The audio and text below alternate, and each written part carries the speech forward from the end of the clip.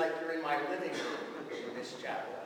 I wish we could have Mass every Sunday in this lovely chapel, but if you count, you'll understand that we couldn't. People would be in the aisles or people would be standing outside. We have Mass here tonight because the church we usually use, the Elon Community Church, is celebrating its Moravian Love Feast. And it started at 5.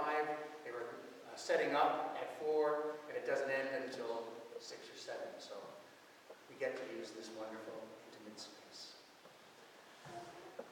I grew up in Bridgeport, Connecticut, where it's probably cold right now, the first Sunday of Advent. 13 cousins in the house, friends in the neighborhood. We grew up poor, so we didn't have internet and computer and Xbox in the mid-60s. Well, nobody did in the 60s, right? So we played outside all the time. We played games. We had to be dragged in to eat supper or meals. My favorite game? Tag. Anybody remember playing tag? Do you remember any other great games? Spud, stickball, kick the can, King of the Hill. Yeah. I knew now I know the crowd I'm talking to. Back to tag. Tag was great. Somebody had to be it. And we didn't know back then that we were being politically correct, using the word it way ahead of our times, you know. But it was chosen this way. Eeny, meeny, miny, mo. Catch a tiger by the toe. If they holler, let him go. Eeny, meeny, miny, mo. And mo would be it. So, Tom would be it.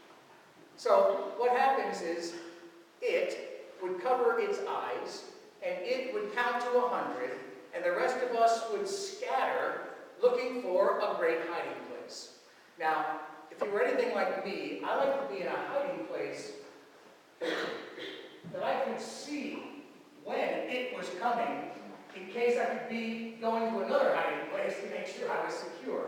So when it finished counting to 100, it would say those famous words. Anybody know?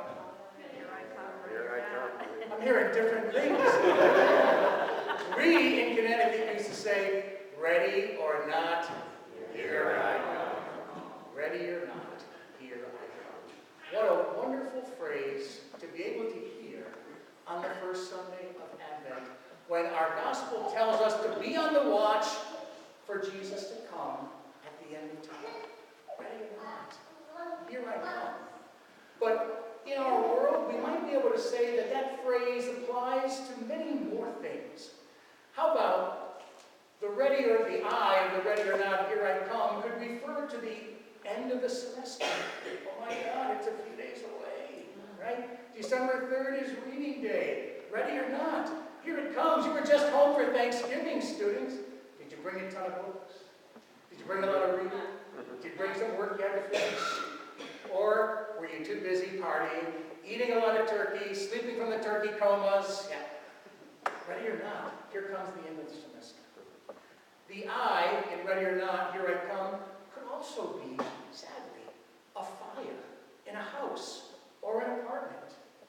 Comes when we least expect it. Anybody ever hear of First Alert?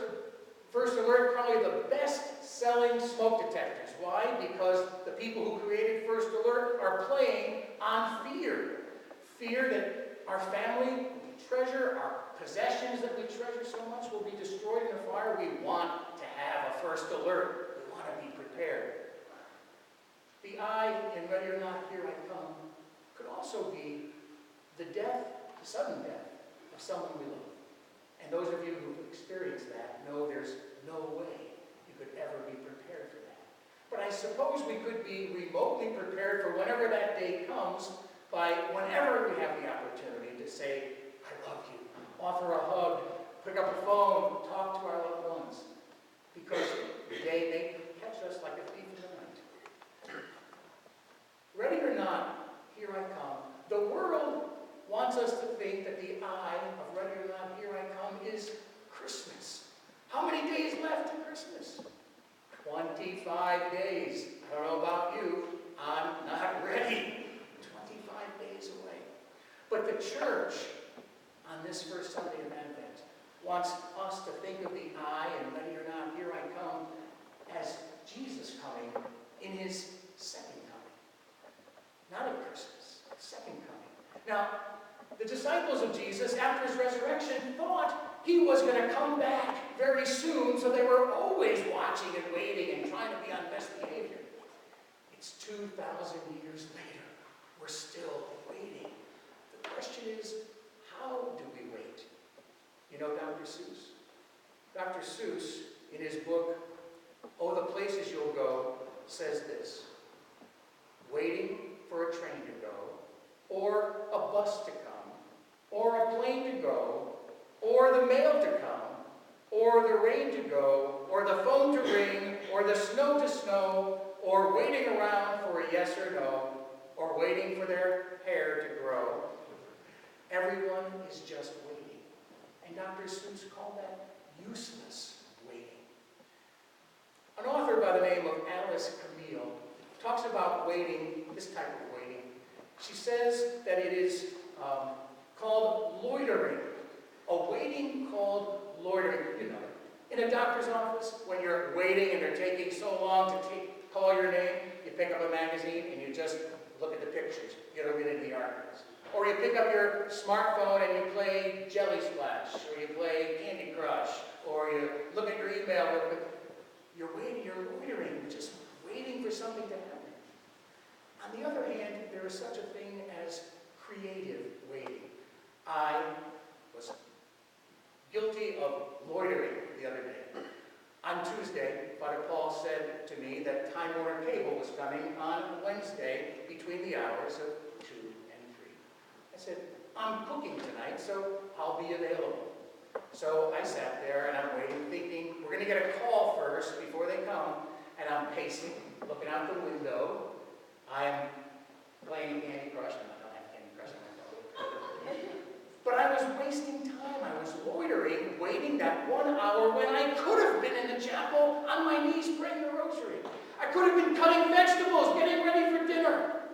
I wasted that hour. By the way, Time Warner never came. But there is such a thing as creative waiting. That mother who's looking out the window for her son or daughter to come home at 3 in the morning from a party, it's hopeful and creative waiting.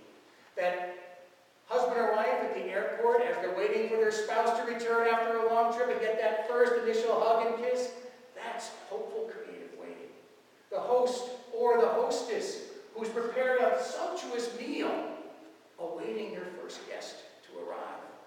That's hopeful, creative waiting. During the season of Advent, we are waiting. But we're waiting not just for Jesus to come at the end of time. We're also waiting for him to come into our lives when we least expect it. I was running the other day, and a neighbor, who I won't mention any names, had passed me probably 3 times and finally stopped the second or third time and said, I see you everywhere. And I said, if only we could say the same thing about Jesus Christ.